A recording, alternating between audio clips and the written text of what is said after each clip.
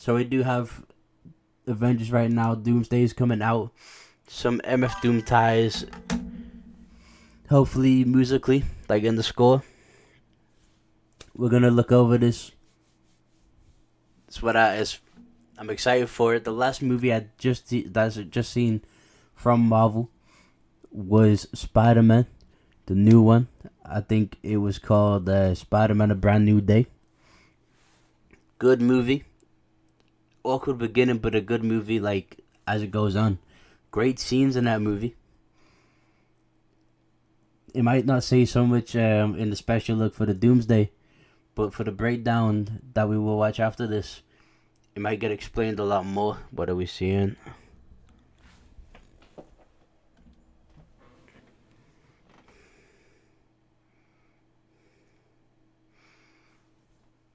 You wanted them. You wanted them full screen.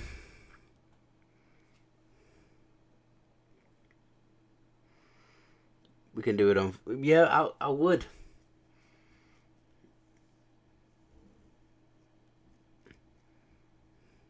But it's gonna glitch, so I'm just gonna keep it as it is.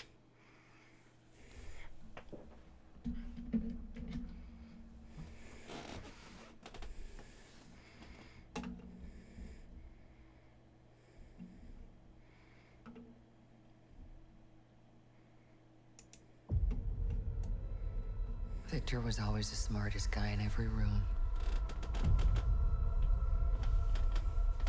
He used to be different.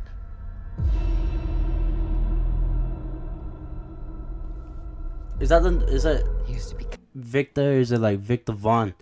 And that's the actual name that they've given for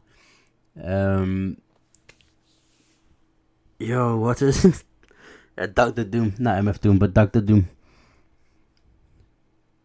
Is that lore or is that canon? That's what it's always been, Victor Vaughn. No. That's just one of what are you saying, bro? What are you saying? That's like asking a homeless person how could they get taxed. That's not a good I don't think that's a good equivalent. Because the real name to Dr. Doom is Googleable.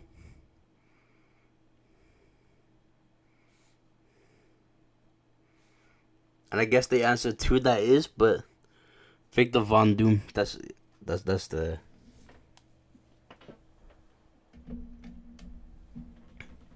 name right there. kind, he used to be caring. Yep. And then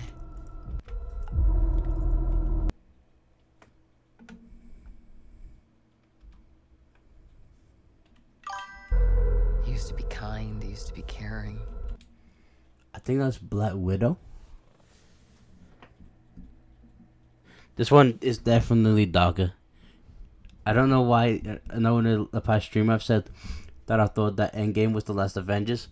Doomsday is definitely a much darker take on what these Avengers movies have been. I think that's Black Widow. So I think we're looking at the original Avengers.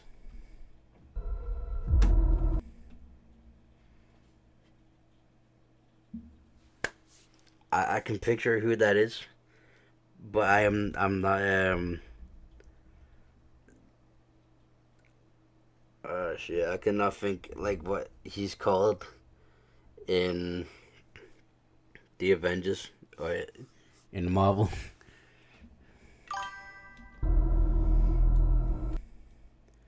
This one right here, I think is called Bandito. Be kind, he used to be caring. No, not Bandito. I'm stupid. The one that's from And then Deadpool and Wolverine. everything he loved was taken from him. That's Doctor Doom. I knew he was lost. We have I did not Thor and the realize Black Panthers. that he was broken.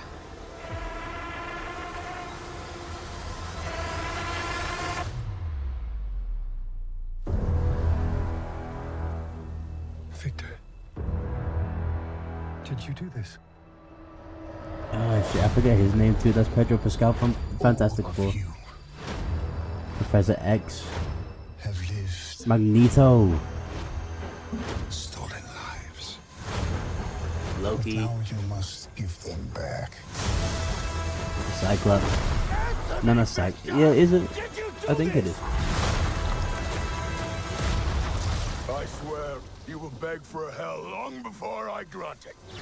They are like, they're angry, bro. Oh shit, he's stronger than Thanos. Hell answers to me. For I am Doom.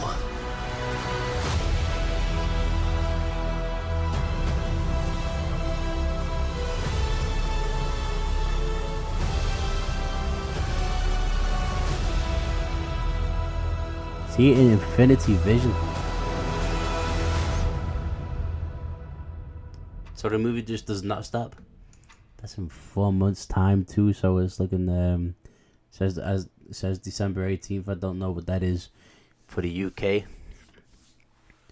There is some things that I'm just not too sharp on when it came to the characters that we just seen. One of the biggest questions I have. One of the biggest questions I have for this movie is if Tony Stark, if Robert Downey Jr. is the... If Robert Downey Jr. is playing Doctor Doom, does that mean that Iron Man and Doctor Doom are tied in together in some way? Is it Tony Stark behind that? In an alternate universe, what is the situation that's going down for this? That's why we need to watch this breakdown.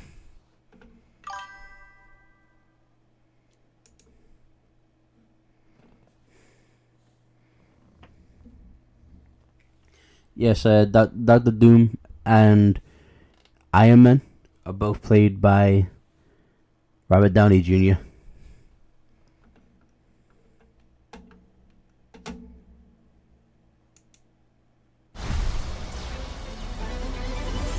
Wait a minute, I've seen that rune before. Where did you see it go? Channel, and this is a breakdown of the Avengers Doomsday trailer. From Dr. Doom, actor Robert Downey Jr.'s Latvian accent, to Avengers teaming up with X-Men and fighting them, forming our wildest crossover dreams come true. There's so much to break down here. This footage has been living rent-free in my brain since I saw a version of it at a preview event in April, but now that I can go through it frame by frame, I can't believe how many more details I was able to spot. There's even this new shot of Loki in his TVA ID badge that I've never seen before, and I could do an hour on it. In this video, I'm going to cover everything you might have missed from this Doomsday trailer. Let's go. What am I wearing? You just asked inappropriately. Well, this is our Open Your Eyes Doomsday inspired design available exclusively at our merch store, nerdriot.shop. Hey, if you have a new Rockstar shirt like this, take a selfie of yourself wearing it, post it, tag Gnarly. it. Now, tried to skip a nudge, you get a nut. Gun. Beggars cannot be choosers these days.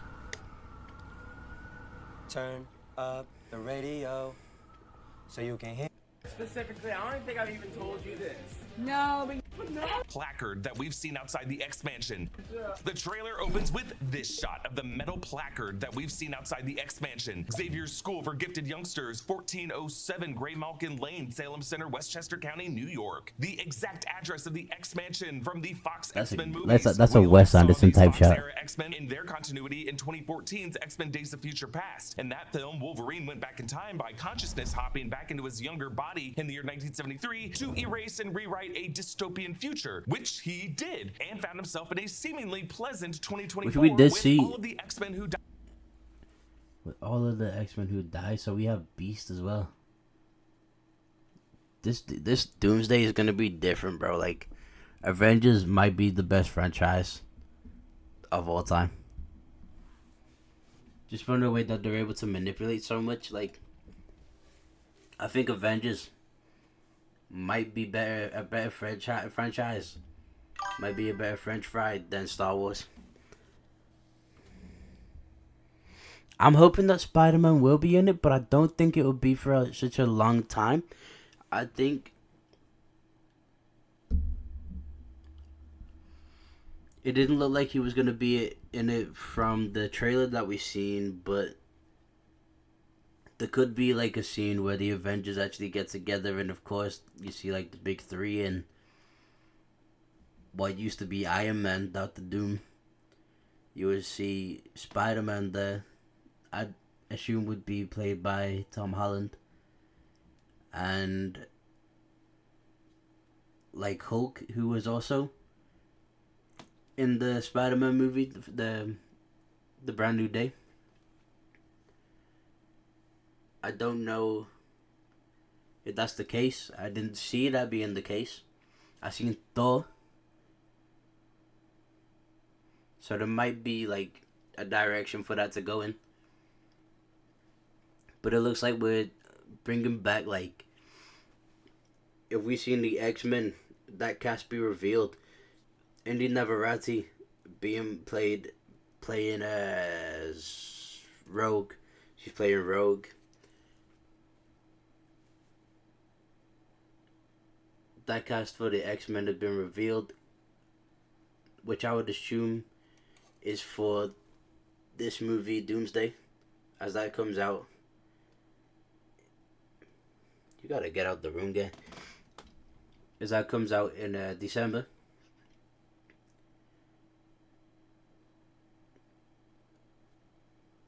I don't know if Spider-Man or like people like this will be in it, but I want to see a tie-in with the Hand. Died in the earlier X-Men films alive again, including Charles Xavier, Scott Summers Cyclops, and Jean Grey. Only Wolverine remembered what the alternate history would have Jean looked Grey like, and arguably Professor X in the after Brand two New Day as debriefed. well. That X-Men universe's numerical designation is Earth 10005. Since that movie, we learned in Deadpool and Wolverine that Deadpool. Yeah, that's another thing that I was gonna say. I was gonna say Logan or Wolverine was brought back in Deadpool and Wolverine. Like, obviously, but... And in that universe, Wolverine is the anchor being of it. An anchor being is an individual whose death triggers the beginning of the end of that universe. Deadpool and Wolverine ended with Deadpool finding a different Wolverine, the drunk Wolverine, to take the place of the one who died in the events of the Logan film. And according to B-15, but there's so much alternate... once more. But now it's one of... There's so much alternative universes when it comes to Avengers that they're just able to go like, well, he died here. Let's go into a whole new galaxy and bring back, like, let's bring back Iron Man.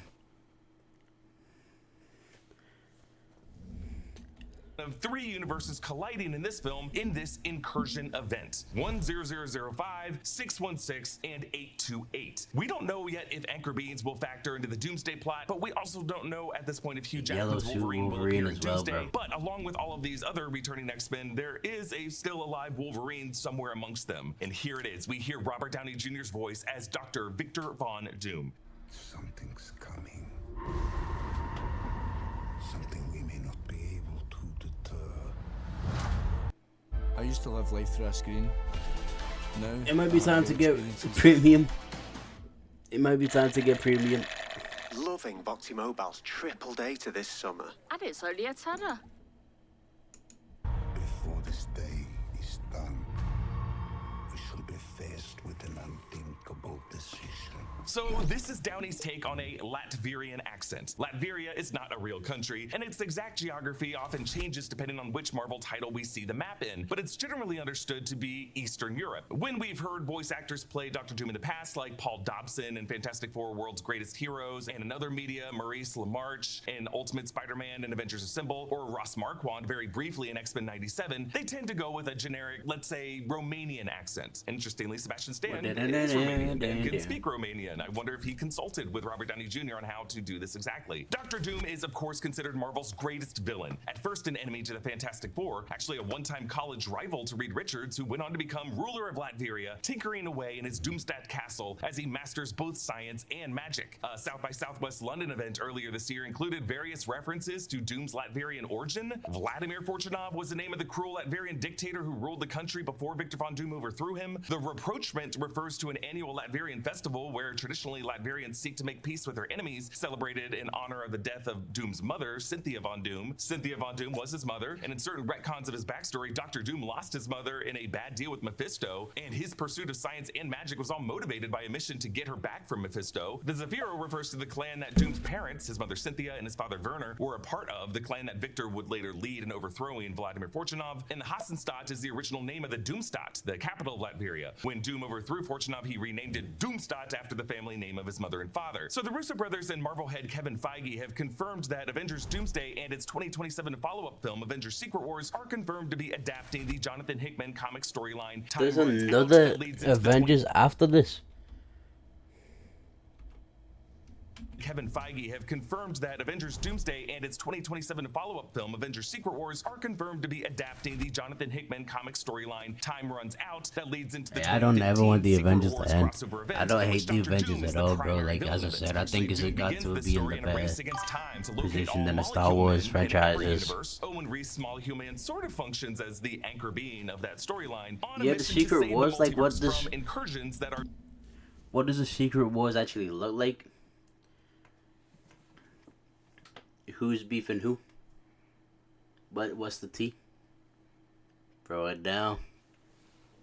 Destroying every universe. Doomverse presents himself under a secret identity known as Rabam Alal, masquerading as a multiverse messiah to fool the religious faction known as the Black Swans. But at some point, Dr. Doom uses Owen Reese to absorb the power of the Beyonders and become God and...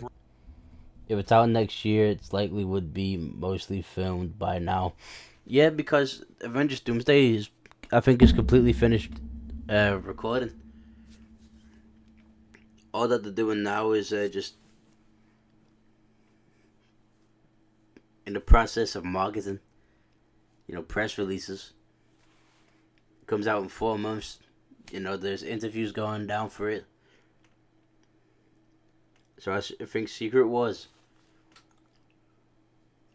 I'd have to, if I was to predict when that comes out, I'm thinking June 2027. But if there's already a release date and I'm wrong, then I'm wrong.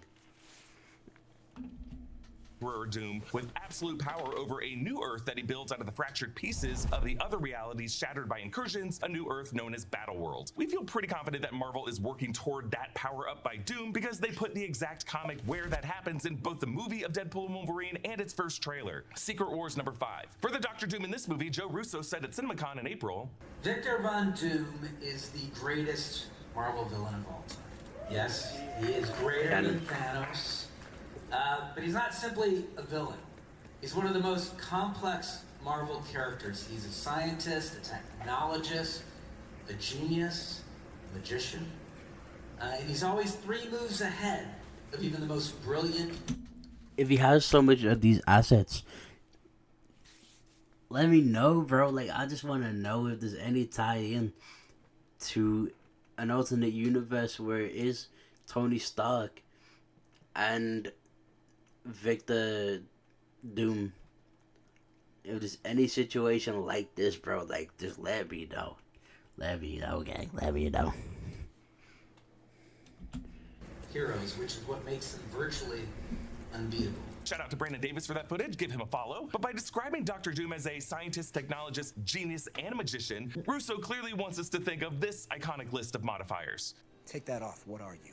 Genius, billionaire, playboy, philanthropist. Yes, just let me know, bro. His world's Tony Stark, born into different circumstances with a different name. When Downey was first announced, he and the directors explained it this way. New mask. Same task. The same task we've all been assuming is what Tony Stark dreamed of in Avengers Age of Ultron. I see a suit of armor around the world. So when we hear Doom's line now in the trailer, it does sound like a warning to someone he loves, someone he's trying to get in the mindset of making a difficult sacrifice. In recent months, we've learned of British actress Matilda Firth being cast as a little girl in Avengers Doomsday. She has quite a resume, including Disney's Disenchanted. Some have been wondering if she could be a variant of Morgan Stark, in this case, Dr. Doom's daughter. I love you 3000.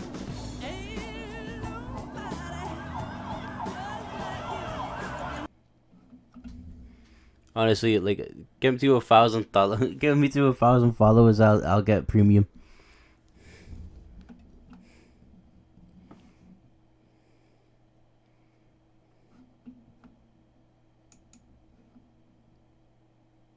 another one of his Doctor Doom holiday-themed Instagram posts that indicated that this Doctor Doom will, in this movie, or maybe once did before this movie began, have a child. Actually, the official poster for this movie seems to confirm that, showing Doctor Doom looking at this huge tapestry in what I assume is a Doomstot, showing what I assume is his child and maybe his wife in this heavenly pose above an Earth surrounded by angels. Maybe in this movie they're gonna change it from Doom's mother to his wife being named Cynthia. And the focus on the globe here, I think, will speak to Doom's obsession with an entire armored Earth and building a perfect utopian Earth that he calls Battleworld using the pieces of these 3 other Earths. Alternatively, this tapestry could show a young Victor with his mother Cynthia, whom he now prefers to see as living with the angels when she's actually in hell with Mephisto. Actually, in alternate timelines of the comics, Doctor Doom has a daughter with Sue Storm, a daughter named Valeria. An interest in a child of Sue Storm could explain Doom's interest in Franklin Richards in the post-credit scene of Fantastic Four First Steps, and why it was so important that it was Sue in that scene and not Sue and Reed, or just Reed. Joe Russo also saying 3 moves ahead of even the most brilliant heroes is also a reference to chess, a game played by Professor X and Magneto, specifically in the 3rd teaser that we saw in December. And Doctor Doom is often depicted as a This chess movie is master. going to be good as fuck, chess, bro. I often promise to you. make sacrifice plays. Now, in the lead up to South by Southwest London, the Russo brothers also revealed the official Latvian flag sigil for this movie. And we should note that it is different than the sigil on the Latvian flag that we saw at the Future Foundation in Fantastic Four First Steps. I think that was a former heraldry of the country, and the reason why it's new now is that Victor Von Doom has successfully staged a coup d'etat. It was supposed to be Vladimir Fortunov attending this Future Foundation conference, the former dictator, but the civil war back home is what led to his absence. We see Professor X at the X Mansion in his wheelchair, looking out one of the windows and shielding his eyes. In the window beyond, you can see the blue rim of another spherical atmosphere in the sky, and now a fiery rift tears into this atmosphere. This is an incursion, what it looks like from the ground level, what John Krasinski's Reed Richards described in Multiverse of Madness, when 2 or more Earths from alternate There was a post-credit scene of John Boyega at the end of Ant-Man. The last Avengers was 2019? 2018? It was Endgame, wasn't it? So, 2018. Roughly around that area, like 2019. I think it was before COVID.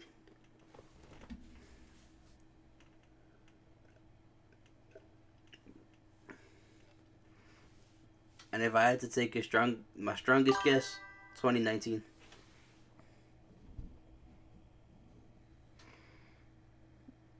We did go to the cinema and have a fight. No, I think that might be for one of them Spider-Man movies. I think Endgame. We would have been way too tired to do any of that.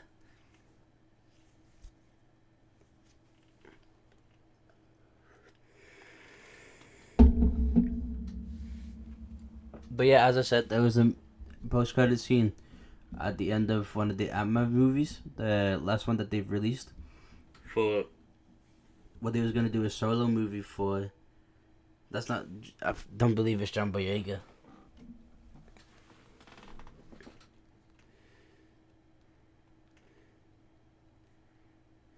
No, it was. I think it is.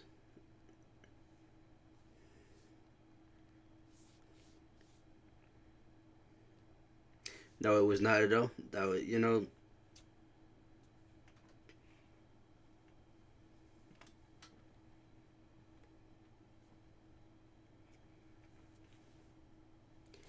what was the post-credit scene to that?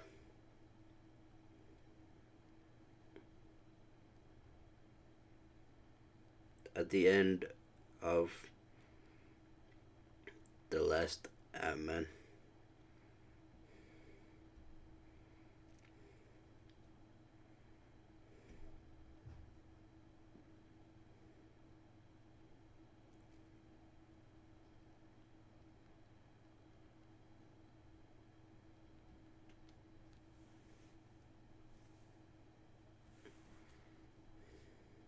Jonathan Majors. I was nearly there.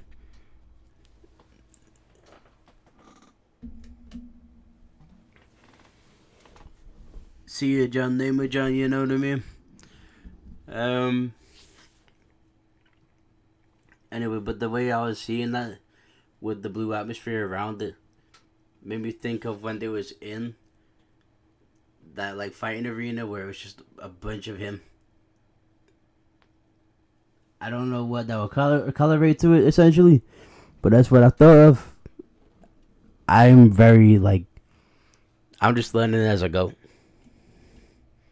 Realities collide and destroying one or both completely. The fact that their atmospheres are colliding tells us that these three Earths will have open rifts among each other, allowing characters to move among the three as the countdown continues to their cores merging. In many shots of the X-Mansion and Avengers Tower, you'll notice the sky is this kind of red-orange color. That is what it looks like with an alternate Earth appearing in red in the sky in the Hickman comics. In the third teaser, we saw that this version of the X-Mansion has been heavily damaged, but it has also been modified from the last time we saw it, with more stained glass than the windows had in past times we've seen it. As we hear the "before this day is done" part of Doom's quote, we see our first shot of Dr. Doom with his metal mask, his metallic clasps, and this green hooded cloak. He's kneeling in this exterior location with various statues and these broken satellite dishes that I think is outside the X-Mansion. You'll notice behind him is that same hazy red sky with a tinted sun forming a lens flare past his head and a green circle at the far left-hand side of the lens flare. This circular cape clasp has been featured in a lot of banners and poster art for Dr. Doom, and I think it might be a source of his magical runic protection over his armor. There's certainly some kind of magical enchantment on Doom's armor, especially if it can block Thor's Stormbreaker at the end of the trailer. This green glow from the lens flare might be caused by the light refracting through whatever magical barrier he has around himself. Another interesting detail, on Doom's shoulder pauldron, you can see another red tinted light source being reflected behind us. So rather than suns, we might be seeing two red Earths in different parts of the sky of wherever this is. So for anybody asking for a visual of what incursions will look like, imagine the red crescent in the sky beyond the staircase of the Sanctum Sanctorum in the post-incursion universe in Doctor Strange in the Multiverse of Madness. Imagine that, but also imagine three spheres or three bubbles that have all collided like a triple spherical Venn diagram with overlapping sections, like three bubbles that have found their way into each other, forming a Mickey. That would allow the atmospheres of all three Earths to be shared, and you could look up from the ground of one Earth up through a rift where those bubbles overlap and see the tops of buildings of another Earth looking down at you. Basically, as these three cores merge into each other, broken fragments will be sucked up to form a fourth Earth that will be called Battleworld. Here we see the new Avengers Tower. It's the tower 14 months after Thunderbolts, when Val was in the process of turning it into the Sentry Watchtower. That reconstruction was still underway throughout the Thunderbolts film, but now it has been completed. We actually saw this structure from a distance in Daredevil Born Again Season 2 in Episode 1 and in Episode 7.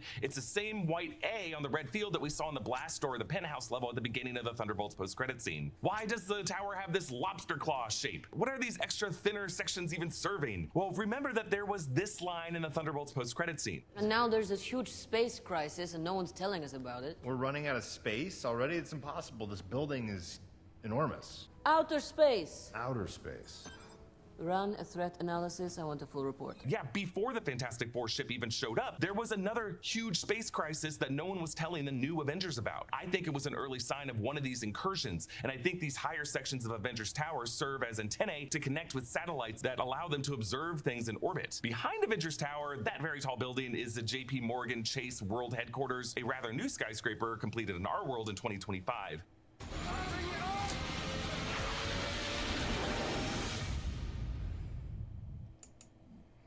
Another Easter egg that you missed is the fact that, if you don't go see this on Infinity Screen, you are gonna have to watch the adverts in between the movie.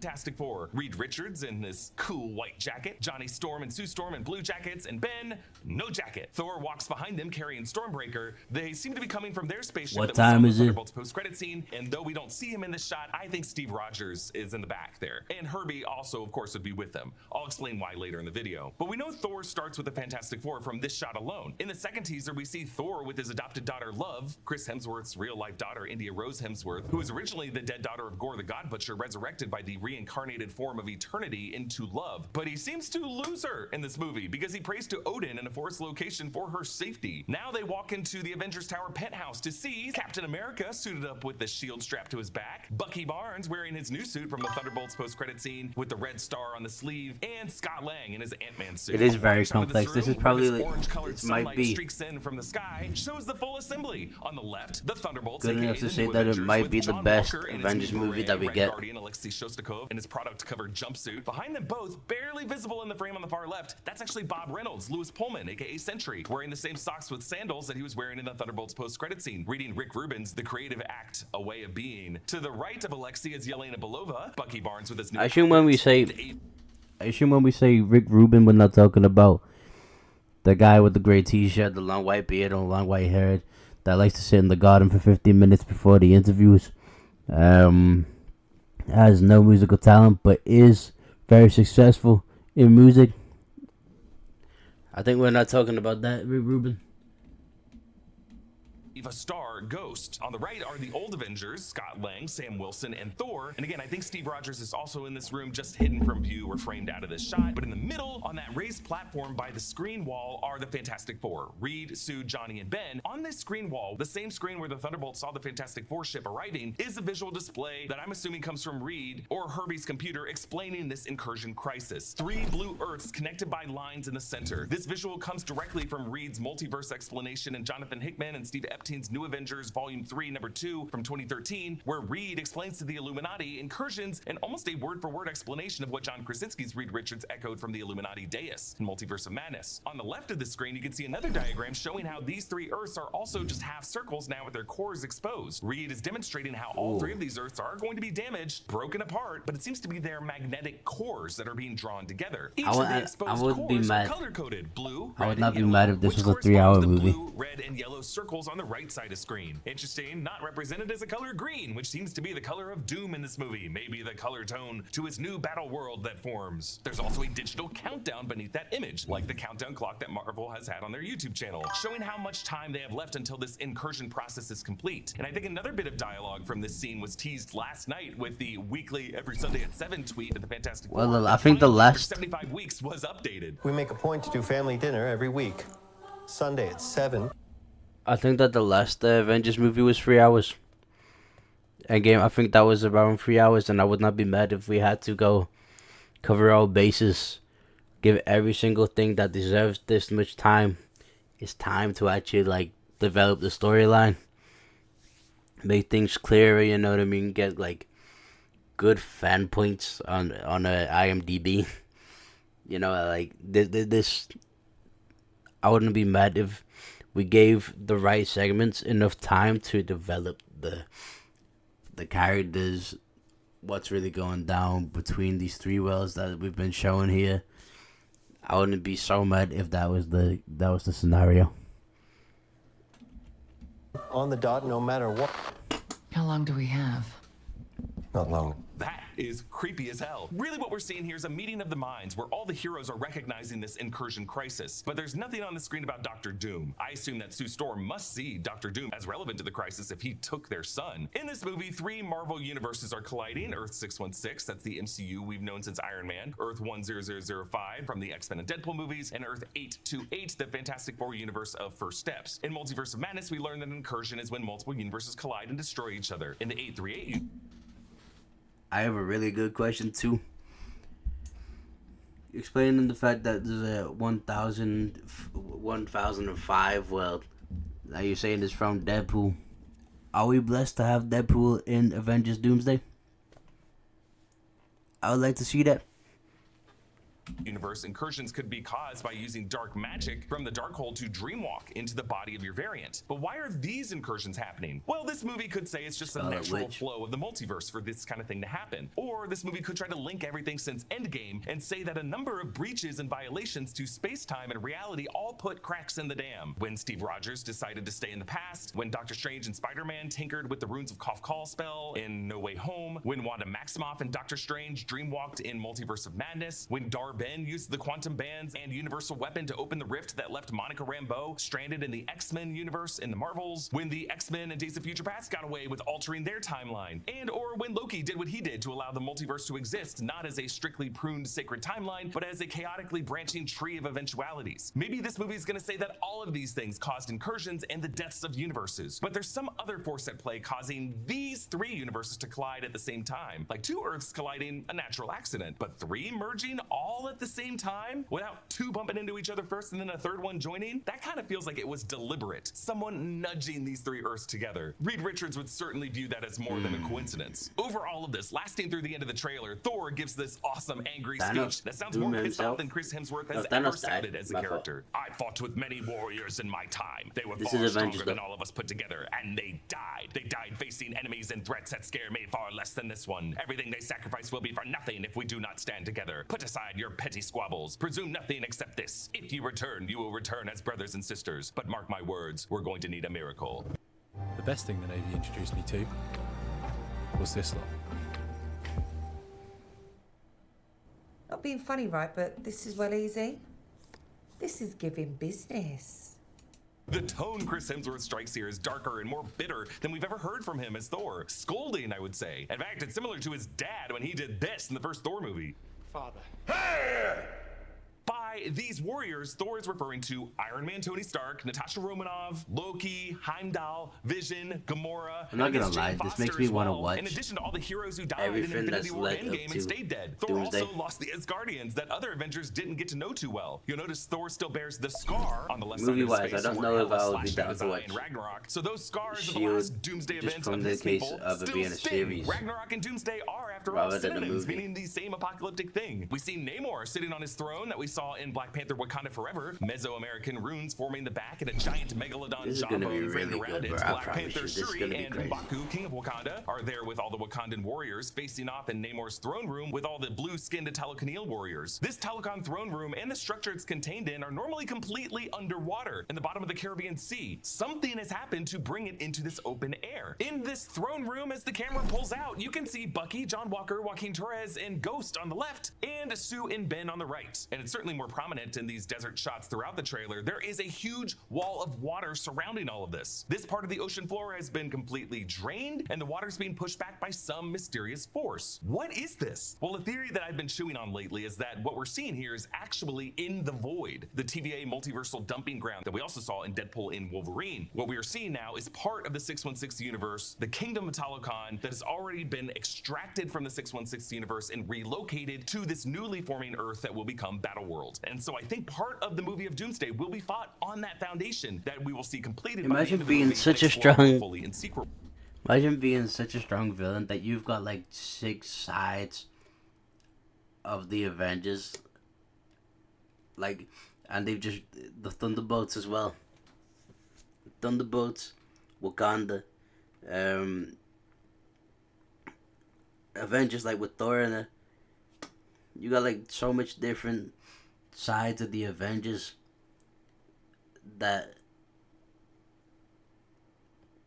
just from being as strong as you are, like deemed to be, to the point where they're counting down to the end of the world because that you're too strong.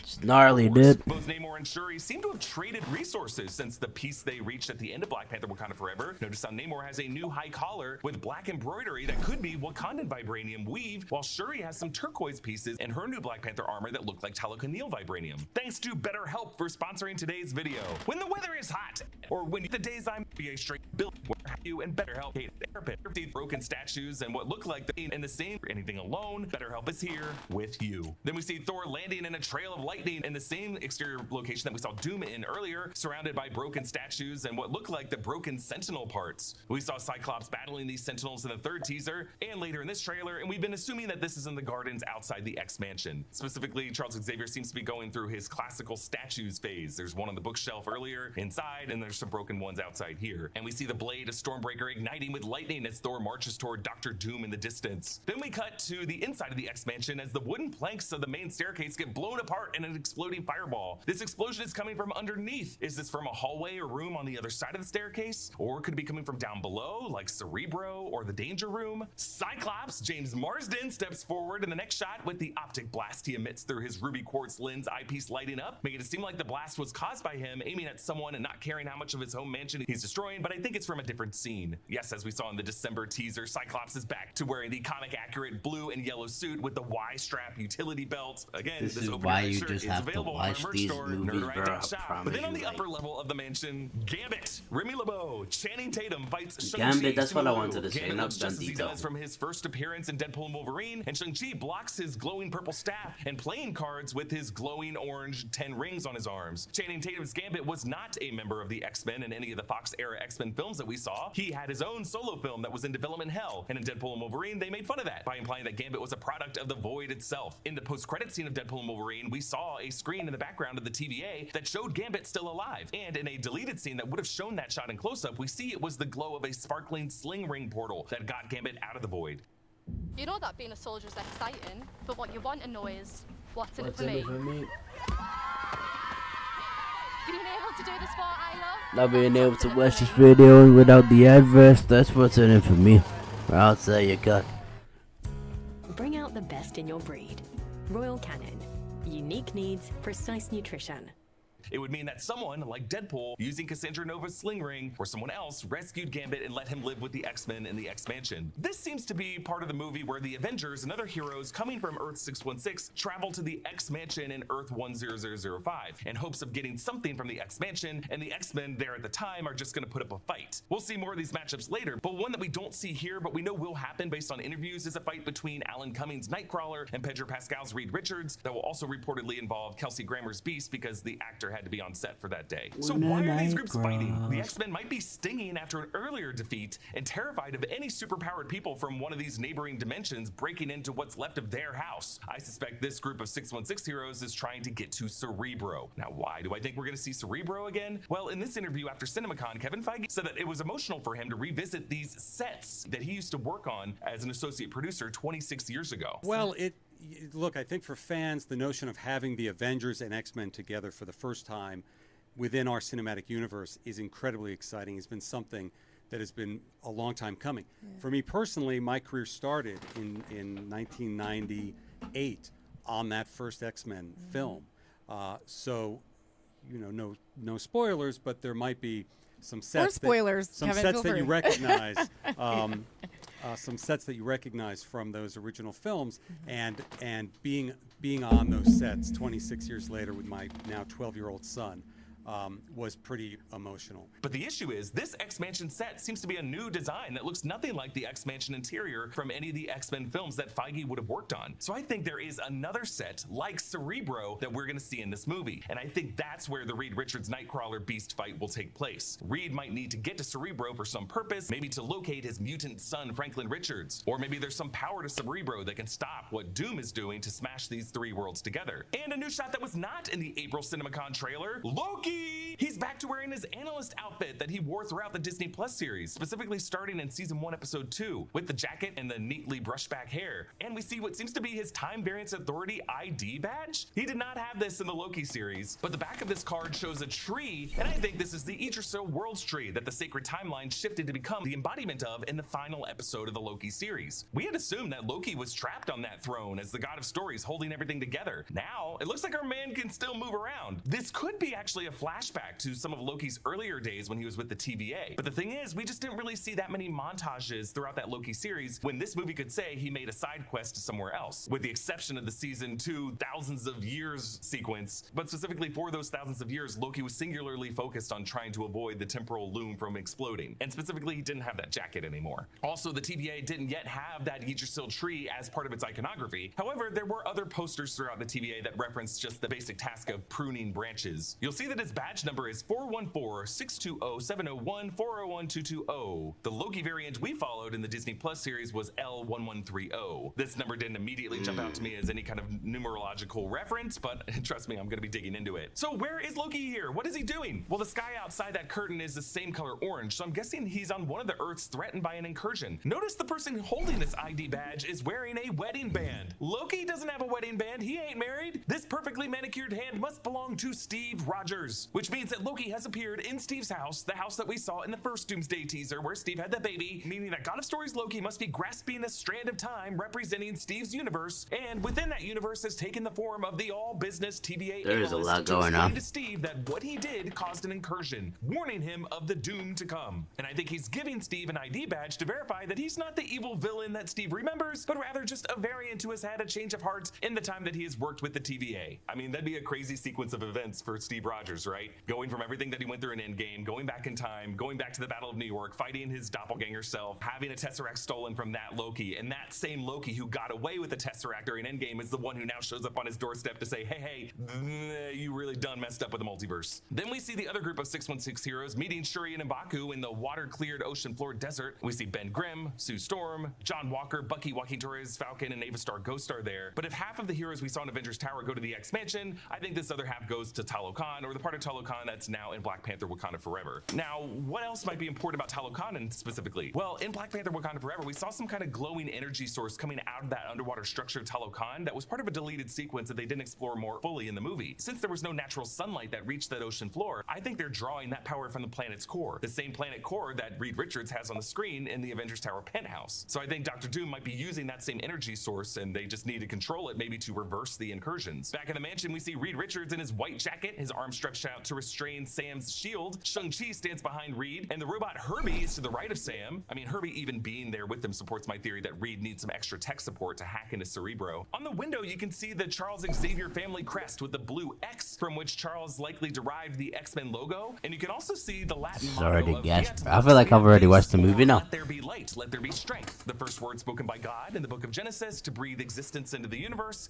and a prayer that mankind, and perhaps mutant kind, will have the strength to survive. But dipping beneath Reed's outstretched arm, limbo style, is Yelena Belova, gun drawn, and we see her opponent, Mystique. Rebecca Romijn is back playing shapeshifter Raven Darkholme. Jennifer Lawrence took over the character as they explore the younger era of the X-Men in the later films, but the way Days of Future Past left the timeline altered, older Mystique never got depowered in the events of X-Men The Last Stand, and she was still part of Magneto's mutant brotherhood that now seems to be in alliance with the X-Men. Actually, technically, she would still be posing as Senator Kelly. She has an updated appearance, shorter red hair and a white top instead of defaulting to nude, and a lighter blue skin with dark spots. But the way she shapeshifts remains the layered scales effect that always looks so good, far better than any of the granular scroll shapeshifting that the MCU attempted years later. Mystique catches Yelena's baton and shapeshifts into her. So now we have two Yelenas with their hands around each other's throats, a similar visual to what Yelena had to go through in her Void of Shame and Thunderbolts. Charles Xavier emotionally embraces Ian McKellen's Magneto. There have been various reports that we will see Magneto destroy New Jersey in this movie, from Ian McKellen himself in a few interviews, but Joe Russo and Kevin Feige told Entertainment Weekly that McKellen might have misspoke, saying, I don't think he destroys New Jersey, but there's a New Jersey presence. But if that does happen, it would be a reference to the 2009 Ultimatum story when Magneto reverses Earth's polarity. A lightning storm appears above New York City and a tsunami wipes out Manhattan. Scott Lang kisses the forehead of his daughter Cassie Lang. Catherine Newton confirmed that she will also be joining the cast of the film. And the fact that both of these characters are in this movie suggests to me that they're going to have to at least in part reference the conflict with Kang the Conqueror from Quantumania. I don't think they're going to say the name Kang, but I think they're going to refer to those other events generally. Then we see Johnny Storm hugging his That's sister what I was Sue. saying, There's bro. a fiery light engulfing them, so maybe we're seeing the end of the movie. That's what I meant. Like The horrific things that at the end of the post credits for Ant-Man. That's what I was really thinking about, and it looks like I was right. Who else? You know what I mean? Doom does to Johnny Storm as the battle world forms. He turns Johnny Storm into the literal son of this world. Then two shots of the ocean-cleared desert region suggest that Sue Storm is nodding to Shuri as she does the Wakandan salute and boards the Royal Wakandan ship. Then Sam Wilson lands on the floor of the X-Mansion during this fight with the X-Men. Gambit flips from the high balcony and strikes his glowing staff on the ground, causing a purple shockweave at the feet of Shang-Chi. On the floor around him are Sam Wilson, Mystique, who's still fighting Yelena, and Reed Richards. Then the shot that ended teaser number 3, Cyclops angrily releases a wide aperture optic blast as Sentinels stomp around him. One severed Sentinel head is to the right here. Why does Cyclops seem so hopeless? Well, there's some thought that Doom might have taken his son or daughter, Nathan Summers, aka Cable, or Rachel Summers. Sue looks drained here as she emits her force I could field see as the wall of seawater a 15 churns around plus. her. And then we see Namor flying fast around that wall of the cleared out We've area. had I think they might 15 be trying to plus extract Marvel this movies Talokan before, region like a from the newly Deadpool. forming battle world, and I think they're gonna fail. You right to drive? I am now. I've seen him live. Tell me about your day. You have like 10 seconds.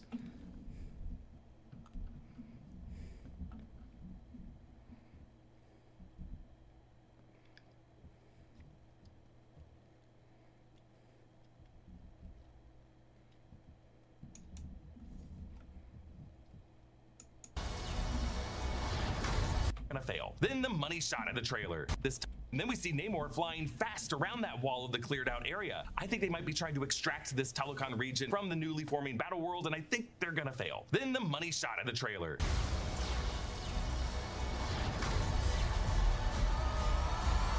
Yeah, I'm like, wow, bro. And the attack with the same weapon that he used against Thanos in Infinity War. And even this time, smartly aims for the head. Stormbreaker was designed to be a god killer and did surpass the combined power of all 6 Infinity Stones. So for Doctor Doom to simply stop all of that power with just 2 That's armored scary, fingers, but that's it gives aura. us a sense of the This is the power time where I can say, Actually, speaking of this is Thanos, aura. Emperor Doom memorably does this to Thanos in Secret Wars number 8. In a 2025 Shanghai Disney Expo laser show depicted Doctor Doom doing the same thing to Thanos. So we might see it in this movie. If you're interested like I am in revisiting Thanos in Avengers Infinity War, New Rockstars is like 35 episodes deep in our Road to Doomsday weekly Marvel rewatch podcast series. Specifically this Saturday morning, we're gonna be revisiting Avengers Infinity War. So be sure to watch that episode and all the past episodes, because trust me, we've been having some interesting conversations there. So Doom even blocking Thor's lightning like this might be recreating Billy Tan's artwork for Thor number 605 from 2009. In this storyline, Thor avenges his Asgardian people after Doom experimented on them in Latveria. And notice the rune on Doom's gauntlet. Doom rune! This is the same symbol that was on Doom's throne at the recent Bilibili World event in Shanghai this year, and the rune that was projected with green lasers at that Shanghai Disney Expo last year. And I think this is the deeper magic that Doom knows that overpowers all types of science and magic from our heroes. And notice how each corner of that rune has 2 antlers or pincers. Doesn't that look like Loki's crown? I think this is a clue that Doom either has or can absorb God of Stories Loki's powers over reality warping. This is the clearest shot of the Doctor Doom mask and Robert Downey Jr. underneath it. You can see his clear green eyes glaring angrily at Thor. And then the trailer ends with this moment. We're going to need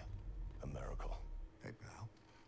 This is an expensive movie to make, and you can tell like there's millions, like hundreds of millions going behind this.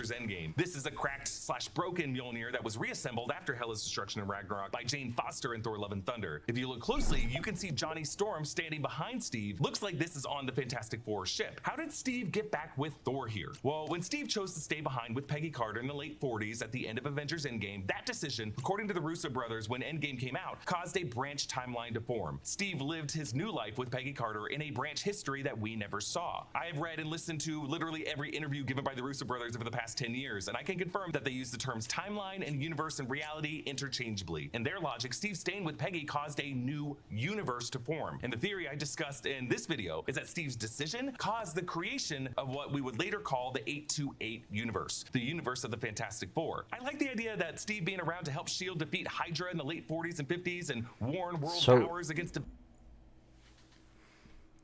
Does this mean that when you see, for example, we just seen Fantastic Four live on 828, that no other superheroes exist within that universe, in the sense of you would not see, you couldn't take a plane to Wakanda, you know what I mean? Like, wow. I mean, you couldn't take the plane to Wakanda, it's in space, but that's zany.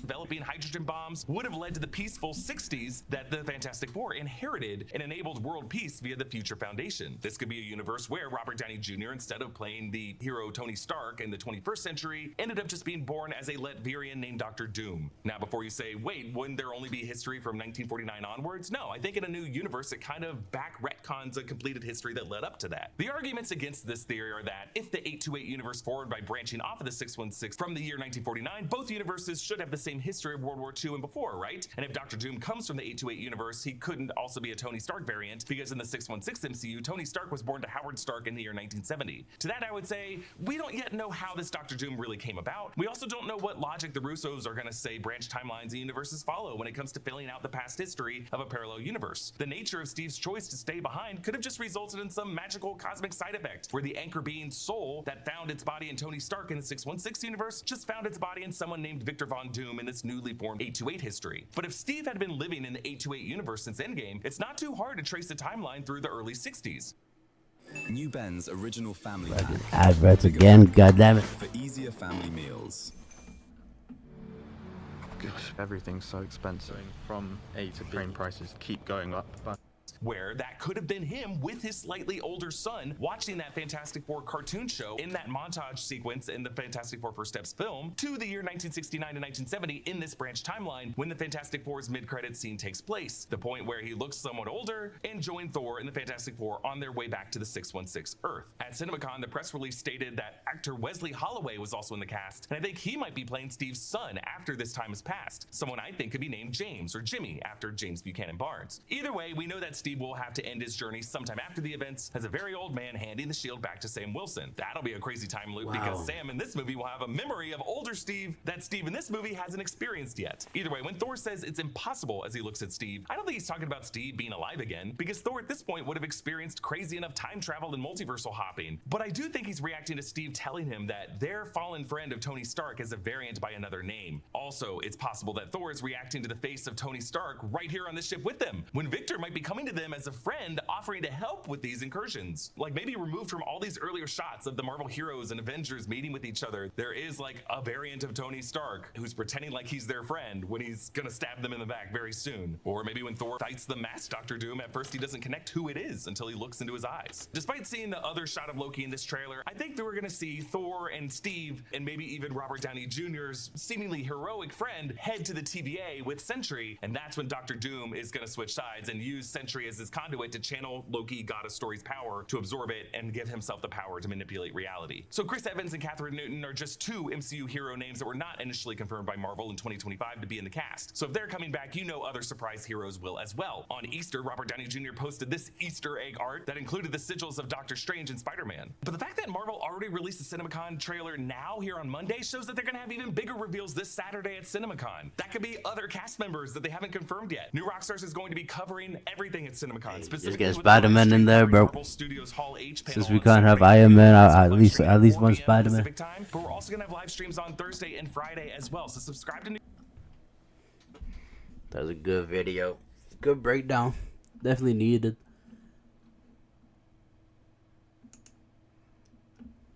I won't be able to understand it like just off the trailer alone or the special look that we had. I would have just been watching it for the visuals and the storyline. I wouldn't have picked up any back like behind the scene, behind the focus kind of thing. Yeah, great. I'm excited for Avengers, bro. Doomsday, December 18th, but UK would be like a later release. It's gonna be a good movie, good time. That's how I'm feeling. And I'm happy that it's like a tie-in between Iron Man and Doctor Doom being the same kind of like spirit, bro. And it's